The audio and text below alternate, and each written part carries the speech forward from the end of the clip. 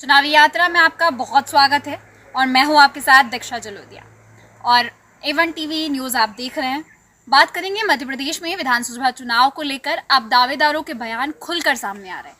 बात करें बुरहानपुर जिले की नेपानगर विधानसभा की, तो यहाँ से शासकीय सेवा से इस्तीफा देकर जब कांग्रेस पार्टी ने टिकट नहीं दिया तो निर्दलीय चुनाव लड़ रहे बिलर सिंह जमरा जमकर जनसंपर्क कर रहे हैं और इसके परिणाम में राजनीतिक दलों के समीकरण भी साफ तौर पर बदले नजर आ रहे हैं। बिलर सिंह जमरा ने ग्राम हसनपुरा में जनसंपर्क के दौरान आदिवासी ग्रामीणों को संबोधित किया और उन्होंने कहा कि नेपानगर सीट आदिवासी प्रत्याशी के लिए आरक्षित है और कांग्रेस ने गेंदूबाई चौहान को प्रत्याशी घोषित किया है।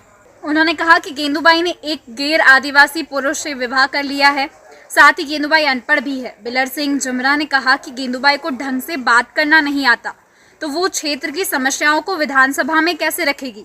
उन्होंने ये भी कहा कि अगर गेंदूबाई चुनाव जीतेगी तो उनके गैर आदिवासी पति पद पर निर्वाह करेंगे। निर्दलीय प्रत्याशी बिलर सिंह जमरा ने ग्रामीणों को समझाते हुए कहा कि जब सीट आदिवासी है तो हम किसी गैर आदिवासी के हाथों में क्षेत्र की कमान क्यों सौंपे। बता दें कि बिलर सिंह जमरा पुलिस विभाग में उप निरीक्षक के पद पर थे और उन्होंने उनके क्षेत्र के आदिवासी समाज की सेवा करने के भाव से साथ ही सब इंस्पेक्टर के पद से इस्तीफा देकर कांग्रेस से टिकट मांग की थी, लेकिन कांग्रेस ने गेंदूबाई चौहान को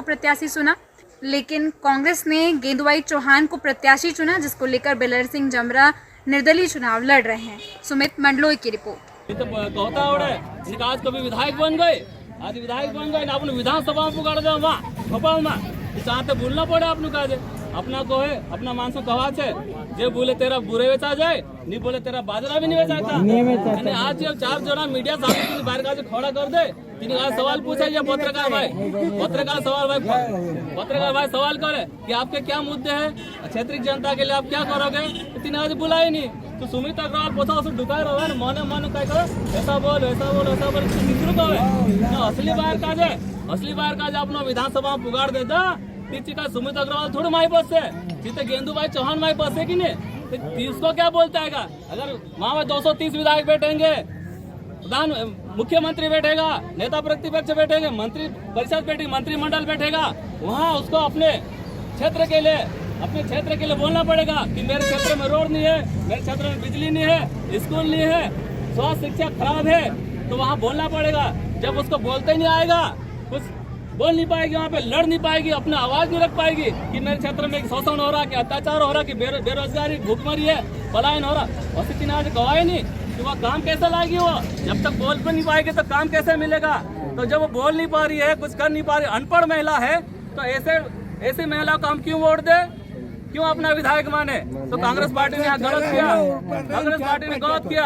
आज ये गेंदूबाई चौहान है जो सुमित अग्रवाल ने उसके नाम से, हमारे आदिवासी महिला के नाम से जमीनें खरीदी, जबकि हमारी जो पूर्व प्रधानमंत्री थी इंदिरा गांधी, उन्होंने एक कानून बनाया था। उस समय इंदिरा गांधी प्रधानमंत्री थी, उस समय देखा कि आदिवासियों की जमीन गैर आदिवासी बहुत खरीद रहे हैं, तो आदिवासियों की जमीन बचाने के लिए स्वर्गीय इंदिरा गांधी ने कानून बनाया, भूमि सुधार अधिनियम बनाया, ताकि आदिवासियों की जमीन गैर आदिवासी नहीं खरीद सके। आज भी वो कानून लागू है, आज भी आदिवासियों की जमीन गैर आदिवासी नहीं खरीद सकता। ये श्रीमती इंदिरा गांधी जो स्वर्गीय हो गए उसकी देन है। बाकी आज ये जो गैर आदिवासी लोग, उसका भी एक तोड़ निकाल लिया। क्या तोड़ निकाला कि आदिवासी गरीब की लड़की को, उसकी महिलाओं को खरीदो और उसको रख लो और उसके नाम से आदिवासी खरीदो। तो आज जो हमारे जो कानून बना था, भूमि सुधार अधिनियम, जो हमारे आदिवासी जमीन कोई ले नहीं सकता था, आज हमारी जमीनें खरीद रहे गैर आदिवासी पूंजीपति व्यक्ति लोग, जमीनें खरीद रहे, उसके ऊपर पेट्रोल पंप खरीद रहे, उसके ऊपर दुकान लगा रहे हैं। तो आज हमारे जो समाज के बच्चे हैं, हमारे भी बच्चे, आने वाली पीढ़ी, वो कहाँ जाएगी। आज जो हमारे क्षेत्र में कोई ठेकेदारी होती है, कोई रोड का काम निकलता है, तो वो भी गैर आदिवासी समाज उसको ले लेता है। तो पुलिया का काम निकलता है तो वो भी वो खुद ही ले लेता है, और कई बिल्डिंग का काम है, स्कूल का काम, तो भी खुद ले ले। तो आज हमारी बेटी भी ले लिया आपने, हमारी जमीन भी ले ली, हमारे जो किसी भाई को पेट्रोल पंप खुलने वाला था क्षेत्र में आदिवासी के नाम पे, वो पेट्रोल पंप भी आपने ले लिया। आज जो ठेकेदारी आ रही थी, कई विकास का काम हो रहा था, वो भी आपने ले लिया। आज जो बिल्डिंग का काम आ रहा था, वो भी आपने ले लिया। आज हमारे क्षेत्र 20-25 गांव में किसी सरपंच को काम करने नहीं दिया जा रहा है, उनको बेचारा हुआ काम, गांव का विकास रुका हुआ है। अगर ये 5 साल सरपंच रहने के बाद ये हालत है और जिले में पंचायत में रहने के बाद ये हालत है, सोचो अगर विधायक बन गया अगर सुमित अग्रवाल विधायक बन गया तो हमारा क्षेत्र पूरा गुलाम हो जाएगा, हमारी सारी जमीनें बिक जाएगी। और आज ये सुमित अग्रवाल की बात नहीं है, आज सिर्फ गेंदूभाई चौहान की बात नहीं है। हो सकता है कल दूसरा बनिया आएगा, दूसरा पूंजीपति आएगा, वो भी किसी गरीब महिला किसी बच्ची को फिर खरीदेगा, फिर वो भी जमीन खरीदेगा, वो भी चुनाव लड़ेगा। ऐसे देखा देखी तो बहुत सारे बनिया आ जाएंगे, बहुत सारे पूंजीपति आ जाएंगे। फिर हमारा क्या होगा? फिर हम लोग कहाँ जाएंगे? हमारी जमीनें बिक जाएगी, हमारे बच्चे बेरोजगार रह जाएंगे, तो हम कहाँ जाएंगे? हम ये इस देश के इस क्षेत्र का मूलवासी है, हमारा पहला हक बनता है। हमने सबका सम्मान किया। जब नेपाल नगर विधानसभा सीट जनरल की सीट थी, हमने सबको सम्मान दिया, चाहे कोई भी व्यक्ति हो। जनरल का चुनाव लड़ा, हमने उसको वोट भी दिया और खूब तन मन धन से सहयोग किया। आज जब हमारे आरक्षित सीट हो गई तो हमारा हक क्यों छीन रहे हमसे? ये हमारा समाज के साथ गलत हो रहा है। इसलिए आपसे मैं निवेदन करता हूँ पूरा समाज से, पूरे समाज से कि आप संगठित हो जाओ। आपने आपका आदिवासी बेटा आज मैदान में उतरा है, आपको उसको आशीर्वाद देना है और पूरे बहुमत से आपको विजयी बनाना है।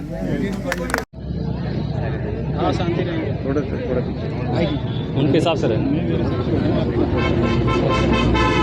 भाई साहब बताइए, आप निर्दलीय चुनाव लड़ रहे हैं, कांग्रेस से टिकट की मांग की थी, है ना, कि जनता के बीच में जनसंपर्क में उतरे हैं। क्या कुछ समस्याएं आ रही है पुरानी, ऐसी कोई समस्याएं सामने आ रही जनता के बीच से? क्या सवाल कर रही है जनता, कैसा समर्थन मिल रहा है आपको? देखो, सवाल तो ये था कि हमारा समाज का, यहाँ के जो मूलवासी है आदिवासी समाज, उनका सबसे बड़ा सवाल है कि उनका जो संवैधानिक अधिकार था, जो डॉक्टर भीमराव अम्बेडकर ने हमें संविधान के मार्फत हमें दिया था कि जो आदिवासी बहुल क्षेत्र में है तो वहाँ पे आदिवासी आरक्षित सीट होना चाहिए विधानसभा में। तो हमारे आदिवासी सीट थी पिछले 15 साल से, तो यहाँ पर ऐसे व्यक्ति को दे दिया गया है जो गैर आदिवासी माना जाता है, क्योंकि जो एक महिला हमारी गेंदूबाई चौहान कांग्रेस पार्टी से उम्मीदवार है, तो हमारी आदिवासी बहन तो है। बाकी एक सुमित अग्रवाल, उसके बड़े भाई अमित अग्रवाल से शादी की हुई है। बाकी शादी की अच्छी बात है, अगर शादी किया तो हम उसके विरोधी नहीं है, अंतर्जातीय विवाह होना चाहिए, अच्छी बात है ये। बाकी अगर शादी करके ले गए हो तो उसको मान सम्मान दिया जाना चाहिए। अगर आपका मकसद सही है, आपका इरादा सही है, आप उसको सम्मान दे रहे हो तो हम उसका स्वागत करते हैं। बाकी आप शादी के 10 साल हो गए, आज तक उसको आपने बुरहानपुर में रखा हुआ था, घर में आपने उसको प्रवेश नहीं करने दिया। जैसे जिले पंचायत का चुनाव आता है तब जाके आप उसको बोरी लेके आते हो उसके गाँव में। आज भी उसको बोरी इसलिए लाया गया क्योंकि विधानसभा के चुनाव में उसको उतारना था। अगर ऐसा था, गेंदूबाई चौहान है तो उसको सम्मान मिलना चाहिए था, परिवार अपनाना था, उसको गेंदूबाई चौहान के बजाय उसको गेंदूबाई अग्रवाल नाम लिखा हुआ आना चाहिए था। बाकी ऐसा हमारा समाज का मानना है कि उन्हें सिर्फ हमारा आरक्षण चाहिए था, हमारा अधिकार चाहिए था, जो संविधान में हमारा अधिकार मिला हुआ है उसको ये लोग गैर आदिवासी समाज जो सुमित अग्रवाल है उन्होंने अप्रत्यक्ष रूप से ले लिया। इस चीज़ को कांग्रेस पार्टी भी समझ नहीं पाई। क्या कहेंगे कि जो आप अभी मैदान में उतरे हैं, आदिवासी समाज को लेकर उतरे हुए हैं, कैसी क्या समस्याएं रहेंगी? आपका विजन क्या रहेगा? यहाँ की जो समस्याएं हैं उनको लेके किस तरीके से उतरेंगे? मैदान में आए हैं, अगर जनता से आशीर्वाद मिलता है, जीतते हैं, तो प्राथमिकता क्या रहेंगी आपकी? सबसे पहले देखो, आशीर्वाद तो मिल चुका है, खाली 3 तारीख आने की देर है, 3 दिसंबर को रिजल्ट आ जाएगा। और रही बात समस्या की, तो हमारे क्षेत्र में सबसे बड़ी समस्या है बेरोजगारी, पलायन, अशिक्षा, स्वास्थ्य, रोड, ये महत्वपूर्ण हमारी समस्या है। दूसरा, हमारे जो किसानों को जो उनके उपज का सही दाम नहीं मिल पा रहा है, वो बहुत बड़ी समस्या है।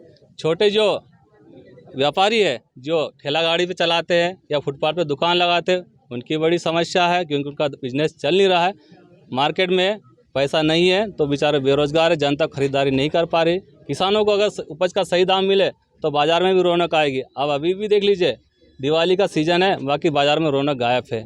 तो बहुत सारी समस्या, हमारे नेपाल नगर में नया हॉस्पिटल बना हुआ तैयार है, बाकी आज भी उसके अंदर डॉक्टर की व्यवस्था नहीं, एक डॉक्टर से काम चल रहा है और लेबोरेटरी तक नहीं है, जबकि तहसील स्तर का बड़ा कस्बा माना जाता है, तो वहाँ डॉक्टर की व्यवस्था होनी चाहिए। जो मूलभूत सुविधा है वो नहीं है। हमारे नेपाल नगर क्षेत्र में पिछले दिनों जो सफाई कर्मचारियों ने आंदोलन चलाया था, बाकी उनके जो मांग थी आज तक पूरी नहीं हुई थी। ऐसी बहुत सारी समस्या है। हम चाहते हैं कि अगर हमको मौका मिलता है तो नेपाल नगर में किसानों के लिए मंडी खोली जाए। आपका परिचय पूरा दीजिए। मेरा नाम बिलोर सिंह जमरा है, मैं बाकड़ी नेपाल नगर का रहने वाला हूँ। विधानसभा चुनाव में मैं निर्दलीय प्रत्याशी हूँ।